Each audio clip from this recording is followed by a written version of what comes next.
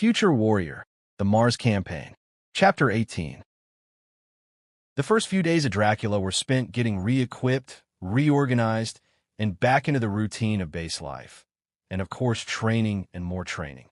They were also all brought up to speed about the current state of ongoing divisional operations. The Reds, it seemed, were determined to pin down as many forces as they could.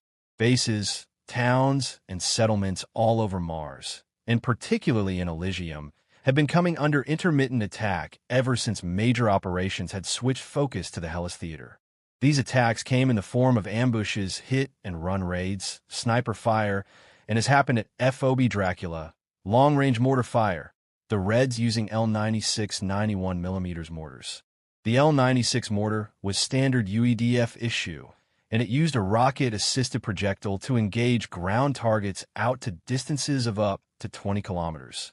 To compensate for the extreme range, the rounds also had a smart warhead, which used an intelligent targeting computer and adjustable guidance fins to target vehicles and structures.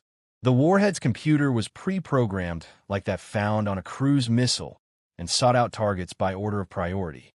The computer using 91mm rounds guidance fins, which created a distinctive whistling noise to aim with pinpoint accuracy.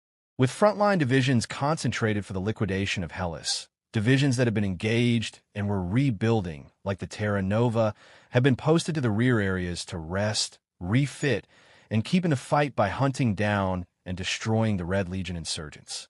The Terra Nova, despite still being well below full strength, had taken to the task with gusto, vigorously patrolling the surrounding areas and launching sweeping search and destroy operations within its zone of responsibility. In a series of TAC briefings, the problems facing the UEDF were made clear. The Reds were using tunnels, caves, hideouts, and supply stockpiles that they had prepared over the 6 months prior to the UEDF invasion.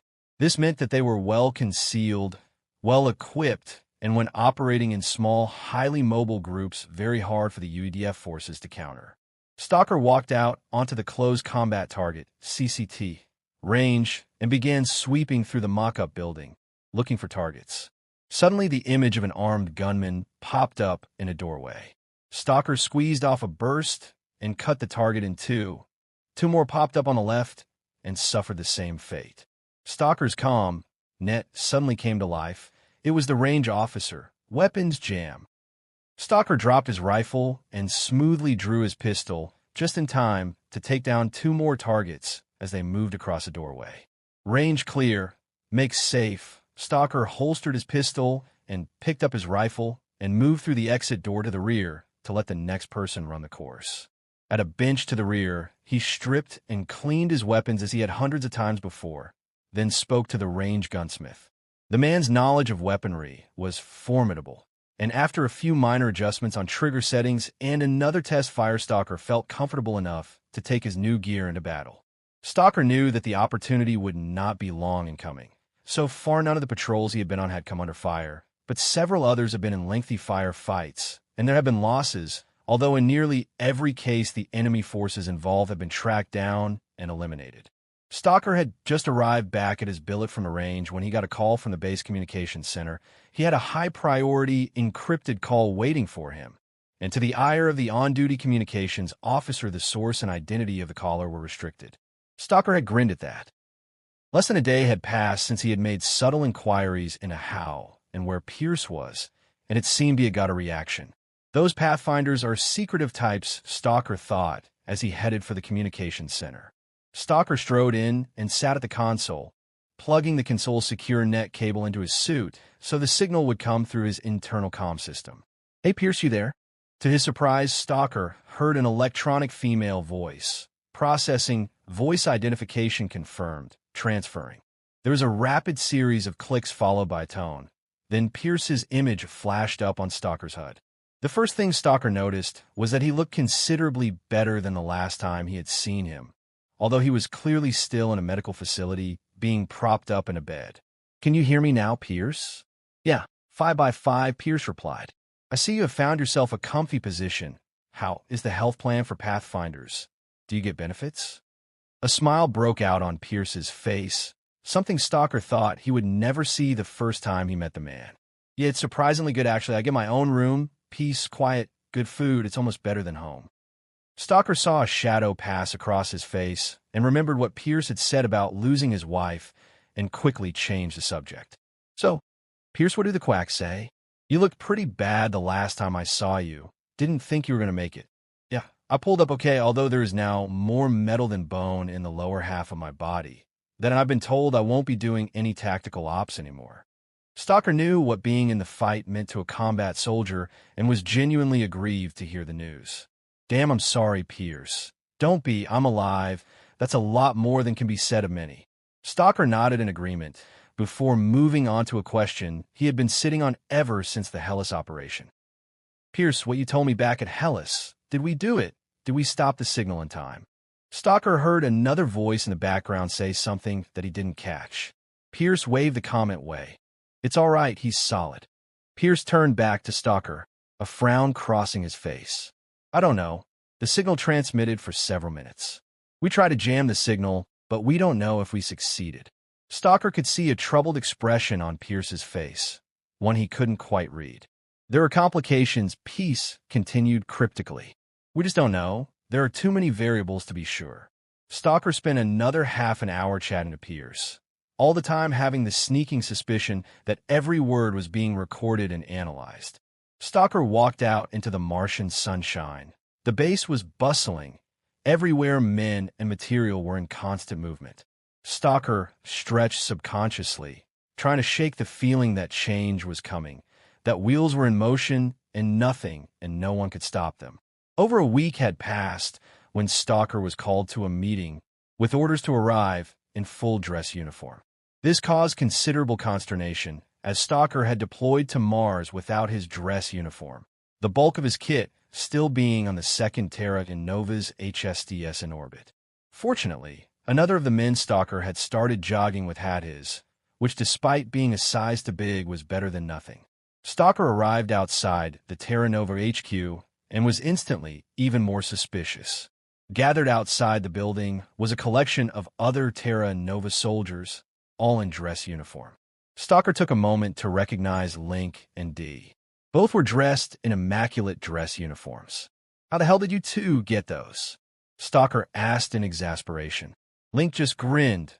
Trade secrets, my son. Dee just smiled knowingly. Stalker couldn't believe it as he stood there in his crumpled, borrowed uniform. You pack of bastards, said Stalker, shaking his head.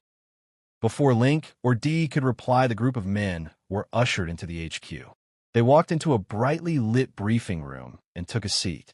Shortly after, a group of Terra Nova officers walked briskly into the room, jaws dropping as the assembled assault troops recognized who it was. Leading the group was the CEO of the Terra Nova division himself, called Sign Alpha 1. Holy hell, thought Stalker. What have I gotten myself into? The CEO was an impressive-looking man in his 50s with knowing eyes, and despite his age, his body was as hard as plascrete and his mind as sharp as the keenest blade. Once everyone had settled down, he addressed the stunned gathering. At ease, men and lady, he motioned to the one female in the room who was seated with the others. Stalker saw she, too, was in full dress uniform and wore the insignia of the 89th Company, 8th Regiment, a Strider reconnaissance unit. You are perhaps wondering why you're here. You are here because you have proved yourselves as true warriors and have made the Terra Nova proud. And as such, it is an honor for me to able to personally promote each and every one of you. There was a silence, and one of the CO's aides stepped forward. Battle Commander Donaldson, step forward and be recognized. Dee stepped forward and stood at rigid attention before the commanding general. Battle Commander Donaldson, you are now promoted to Assault Commander, commanding the 2nd Terra Nova Regiment. Dee stepped back down, his new insignia pinned on his uniform. Link was called next, and to Stalker's amazement, was promoted to Unit Commander and transferred to the 21st Company's command unit. Several of the others followed until Stalker himself was called, stepping up before the commanding general and saluting crisply. Unit Commander, it's my honor to promote you to the rank of Battle Commander, commanding the 21st Company of the Terra Nova. The general leaned closer, and Battle Commander, I'll send you a new dress uniform. We can't have you looking like that in front of your new company. Later that same day, the three friends sat in the officers' bar and toasted each other, laughing raucously as Stalker told the story again. Alpha won himself, sending Stalker a new dress uniform. Stalker soon found that with new command came new responsibilities and new duties, and especially new paperwork. But he didn't mind the work, or that his new regimental CO was D, an assault commander. Stalker couldn't get over how their fortunes and lives had changed. A day later, Stalker organized to meet his company. His company, he liked the way that sounded. Stalker felt a sudden tingle of unease. Now he just had to prove to himself and the men that he was up to the task. The soldiers of the 21st Company had heard that Stalker had been promoted, some of them knowing him personally, and they formed up on the parade ground and awaited their new commander. Stalker didn't keep them waiting and strode out with Link and the 6 others of his company command unit, CCU, into the morning light to greet them. Stalker noticed immediately what he already knew from the reports, that despite the continuing influx of replacements, that the 21st Company was still only at 2/3 of normal strength, numbering 140 rather than the usual 200. Stalker walked up and down the lines of men trailed by Link and the others, stopping to greet and exchange words with a few familiar faces. He was an imposing sight to the new recruits in the company, and Stalker saw the open scrutiny in their eyes. Stalker was in a brand new EEA suit, the glistening black armor decorated with battle citations, Moon Campaign, Corporations War, Elysium Landing, Tharsis Defense, Tharsis Assault, Cydonia Defense, Hellas Campaign, Assault Specialist, Demolition Specialist, Space Combat Specialist, Reconnaissance Specialist, Strider Kill, Mech Kill, and at his hip in a matching black scabbard a long ceramic sword swung lazily. Stalker finished the review and made a short address to the assembled ranks. Every one of us is Terra Nova. Many of you know me, while some of you new people don't. Those of you that do will know that I aim to fight. We will not sit long on the sidelines, gentlemen. Take it easy and enjoy yourselves tonight, for tomorrow we start training to go to war. Stalker was as good as his word, and first thing in the morning, he threw the 21st Company into a brisk routine of physical, tactical, and weapons training. The men came together quickly, and Stalker was more than impressed by the skill and professionalism he saw, both from the old hands and from the newer recruits. Stalker knew he would be proud to lead them into battle anytime, anywhere. Meanwhile, the news coming in from Hellas had been mixed. The battered Raptors division had finally been relieved, their positions taken over by the last of the 10 to be deployed to Mars, the Ranger Assault Division. The Rangers were meeting only light resistance as they expanded their foothold. The main UEDF assault had succeeded only after a week of heavy fighting and had now all but eliminated the Red Legion forces in the field. The 1st Mecha Corps was continuing to seeing heavy fighting as it sought out the remaining Red Legion heavy mobile and mecha forces. UEA infantry units were now probing the underground Hella settlements and had met mixed resistance. Some settlements were eerily empty, with the exception of booby traps, while others had proved heavily defended. Stalker watched the reports and wounded and killed lists with deepening anger. So many good men and women were getting killed in this useless war. The Reds were beaten, and yet they stubbornly fought on, few, if any, prisoners being taken. Any hope that this would be a short and sharp war had proved just that, a hope. The war would go on, and the assault divisions, including Stalker's 21st Company, would continue to fight it.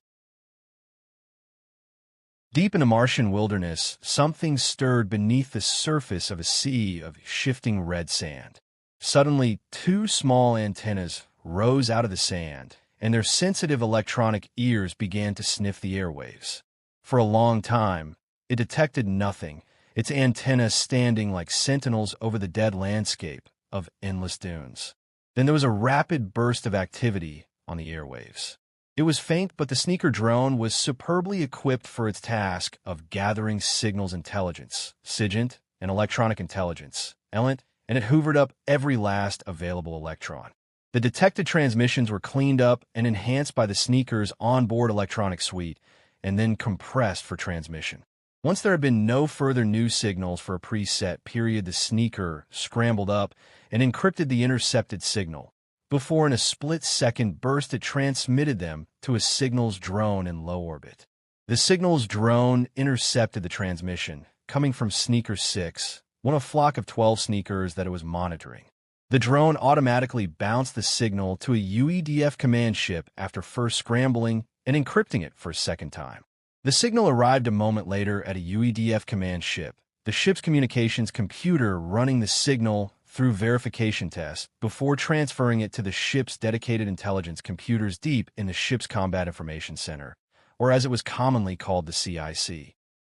A signals analyst verified receipt of the transmission and ran a descrambling protocol to return the intercepted signal to its original state. A few minutes later, he looked at the now unscrambled Red Legion signal. The signal was encoded and appeared to be in some type of command-level encryption. He set the SIGINT computer running to try to decode the signal, the system running the Red Legion encryption against all known encryptions and algorithms in the vast UEDF databases, the search coming up with a blank. The operator frowned. Going to be difficult, He called over his team leader, a senior analyst, and showed him the results. The senior analyst punched in his higher authorization code, linking into the intelligence branch databases, and began running the signal again. In a few minutes, the encryption was recognized and came up red-flagged, vermilion fire. It was the Red Legion's highest command-level encryption and had only just been cracked by the intelligence branch a few days before, the decryption requiring Alpha Sirius level clearance to access. The senior analyst's jaw dropped, and he reached for a secure net link. "Grab your gear, specialist. We got a mission. Come on, let go. Briefing in 15. Stalker rolled out of bed, blinking rapidly to clear his vision, just seeing Link in full battle gear exit the HAB. The time was 0330. Stalker threw on his gear, checked his EEA's power readout. It was 96%. He had only gotten back from patrol a few hours before and had put his armor on charge. It hadn't yet reached full, but it would be enough. Grabbing his ASBR, Stalker stepped out into the dimly lit base and jogged to the briefing room. Others were already converging there. Stalker recognized the thin frame of Link and took up step alongside him as he jogged. "Hey Link, what's all the rush about?" "No idea, man. First thing I knew was when I got the call and jumped out my bunk about 10 minutes before you." "How's the company looking?" Link had been further promoted to the company 2IC. Stalker himself having recommended Link for the role to the base commander. "They're a good bunch, keen, very keen in fact. The problem won't be getting them into trouble, but keeping them out of it. Some of them even taught me a thing or two." "You're not slipping on me, are you, Link?" "Never happened, boss. Just getting a little old, perhaps." Stalker was still chuckling at the idea as they entered the briefing room and took their seats. Stalker recognized most of the other battle and unit commanders in the room. They were all from the 1st and 2nd Terra Nova. There was also a Terra Nova assault commander bearing Strider insignia, along with D, the CEO of the 1st Terra Nova, and Alpha 2, the Terra Nova's second in command. "Settle down, gentlemen. Sorry for the rude awakening for those of you that were sleeping, but the enemy won't wait." The hum of chatter died out as Alpha 2 continued. "A short time ago, we received intelligence from one of our UEF sneaker drones that a high-ranking Red commander may be in our AO area of operations. We have managed to ascertain the commander's approximate position, and it has been decided to launch an immediate assault to take this area with the goals of capturing or killing the commander and eliminating all Red forces we encounter. The Reds have been staying highly mobile, and this is an opportunity we can't afford to miss. This is now our primary objective, and all other operations will be subordinated to it." He activated a holographic display. A 3D map of a large area of Martian terrain appeared. "We will insert units from our 1st and 2nd regiments along phase line Charlie extending to the north and running parallel to the objective area, and a phase line Delta extending to the east, and in so form a basic L-shaped formation on the ground. We will then, using the join of the two phase lines, swing to the southeast. Sweeping or eliminating all opposition before us, we will swing like a door. To the northeast and east, Assault Commander Nielsen will deploy with his Striders to close the trap. We will also be joined in this operation by an air assault brigade from the 20th Air Cavalry Division, which will reinforce our assaulting units. Stalker looked at the display. Like all good plans, it was simple and effective. The assault and air assault troops would sweep through the objective area, using the pivot point on the far shorter phase line delta as a hinge. The only real weak point would be the far end, or wing, of phase line Charlie, which could possibly be flanked. But a combination of surprise, speed, and extra units reinforcing the end of the line would minimize the risk. The briefing continued, and the deployment plans of the various units were displayed on the holo map. Stalker saw his own command. The 21st Terra Nova with its 140 soldiers were deploying in the northern end of phase line Charlie. With his first operation as company commander about to commence, Stalker was glad to have Link with him. Link would be right at his side, and he couldn't have asked for better company. Everyone gear up and get to your assigned muster points. Good luck, and death to all. Stalker gave D a wave as he exited and quickly gathered Link, his CCU, and the other unit commanders of the company around him, shooting off rapid-fire orders and clearing up any questions they had. 30 minutes later, the 21st Terra Nova was gathered in small groups around their assigned landing platform. Unit commanders busy personally checking the gear of their men and exchanging wise cracks, as all soldiers did. Stalker stood with his CCU, going over the detailed mission info for the third time. On rush jobs like this, he knew it was easy to overlook small things that could later cause major problems, and Stalker was determined not to let that happen to his company. Stalker was glad to see several men carrying corkscrew missile launchers. After his recent encounters with Red Legion Mecha, Stalker was determined not to be caught wanting for firepower on this mission, and had assigned several men to scrounge for extra launchers. Stalker looked over his men. They cradled their weapons causally and talked quietly. All were confident veterans before they had joined the Terra Nova, but now they had become elite, the best of the best. Stalker felt an upsurge of pride as he watched them. Surely there was no greater glory or honor in life than to lead such men into battle. Any one of them would give their life for the others or for the mission, and their skill and bravery under fire was unparalleled. Several of them nodded at him as he looked in their direction, Stalker returning the gesture. It was going to be okay. Stalker glanced at the time in his HUD. It was time to go. Stalker nodded to Link, who raised his voice over the sound of engines reverberating across the base. 21st, form up on the CO, move it. The men formed up and snapped to attention. Stalker moved to address the assembled ranks. He had never been one for delay, so he opted for brief and to the point. At ease. No long speeches and hot air today. There's not enough brass on my shoulder for that. You all know the mission and what we have to do. This is a big one. The sooner we eliminate the remaining Reds, the sooner we can all go home. I will see you all on the deck. Let's kick them in the teeth. In response, the men's booming voices crashed out in the dim light. Death to all. The company broke up, the individual units heading for their LTTs. As Stalker boarded his LTT and lifted off, he saw all around the sprawling area of FOB Dracula the sky was filled with aircraft. LTTs carrying the assault troops, HTTs carrying supplies, and escorting wings of predators. It was an inspiring sight. Surely nothing could stop humanity when it was united in a common goal, when the fury of Earth was unleashed upon its foes. 30 minutes into the flight, Stalker saw another large flight of LTTs and HTTs approaching. The air cav had arrived right on cue. Bloody beautiful, Stalker thought, as the two formations merged into one. An air cav LTT, covered in red and brown splinter camouflage, fell into formation alongside Stalker's, the troops sitting in its doorway, giving a wave which Stalker returned. Stalker liked fighting alongside the air cavalry. He remembered he had once been air cavalry himself, the 26th Air Assault Brigade. Good days. A few kilometers ahead of the rapidly approaching armada of aircraft, on the crest of a small dune, an odd-looking device protruded from the sand. It resembled a submarine's periscope, and just like a periscope, its mission was also to locate the enemy. As the air units approached, they were detected, and under the sand electronic systems began to come to life. The device was the tracking node of a sickle SAM system. The sickle was a short-range system that relied on sensitive electronic ears and an intelligent visual identification system to locate its prey. In this way, it emitted no detectable emissions like the search radars on conventional SAM systems.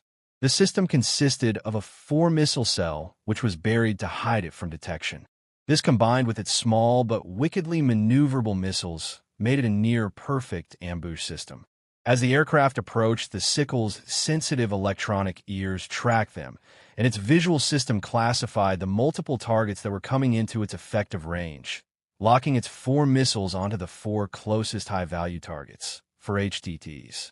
With a puff of red dust, the first small sleek missile burst skyward, a second following it a moment later. Within 3 seconds, all 4 were away.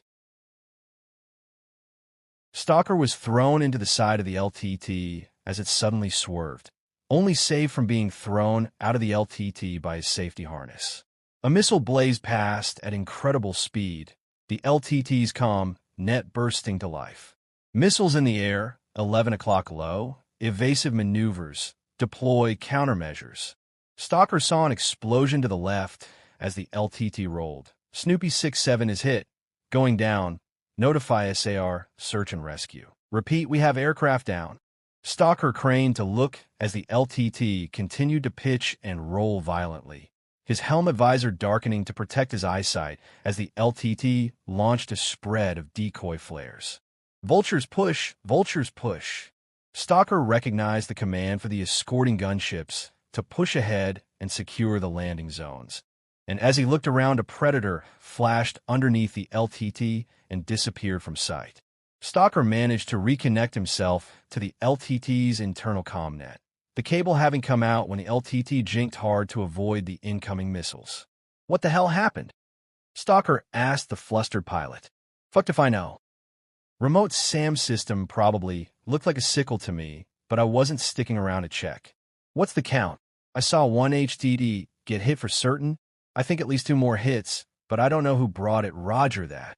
Stalker ground his teeth in frustration. God damn it. We're 10 out, sir. It's a good chance that the Reds know we're here. Roger that. Push us forward. I want to be the first on the ground in our sector. The pilot gave a thumbs up, and Stalker felt the nose drop slightly as the LTT began to pick up speed. A minute later, with a slight bump, the LTT touched down, and Stalker hit the ground running, his CCU lead by Link right behind him, their feet sinking in the soft sand. Stalker paused and went down on one knee once he was clear of the LTT, covering the perimeter. The LTT lifting off, pivoting 180 and withdrawing. The terrain was rougher than it had looked on the hollow display and terrain maps he had studied. The dunes were up to 12 feet high, and here and there amongst the sand protruded rocky outcrops. There was nothing visibly man-made in sight. It looked just like any other piece of Martian desert he had seen. The more Stalker looked at it, the more normal the terrain looked. Too normal, in fact. He wasn't sure what it was, but something was very wrong. The Reds were here. He just couldn't see them. Without looking, Stalker could hear the other LTTs and HTTs coming in behind him. Stalker made for the nearest dune and climbed to the top. Kneeling, he scanned the forward area, but saw no movement. Stalker glanced behind him. All along the line, hundreds of black armored infantry, mixed in with a smaller number of camouflage uniformed air cavalry troopers, were pouring from transports and moving forward. TACCOM, Alpha 2-1 is on the ground. Cold landing, over. Roger, Alpha 2-1, all received, out. As the 21st Terra Nova deployed, the individual units checked in with Stalker. All had arrived safely. This is Alpha 2-1, let's get it done.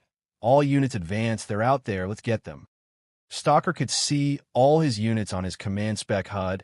They were spread out over a couple of 100 meters, and all were pushing forward.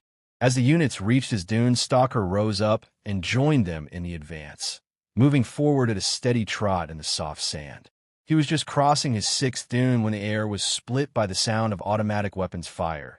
At least 2 machine guns had opened up further down the line. The fire answered instantly by the distinctive sound of ASBRs and IW-30s. Stalker was looking for the source of the fire when movement drew his attention to a dune in the distance. A patch of sand moved and caved in, revealing a doorway, out of which poured figures clothed in red battle armor. Other smaller slots appeared in the dune, and from these began to issue weapons fire, spurts of red dust being thrown up all along the line. TACCOM, this is Alpha 2-1, have made contact with enemy bunker complex at Grid 16.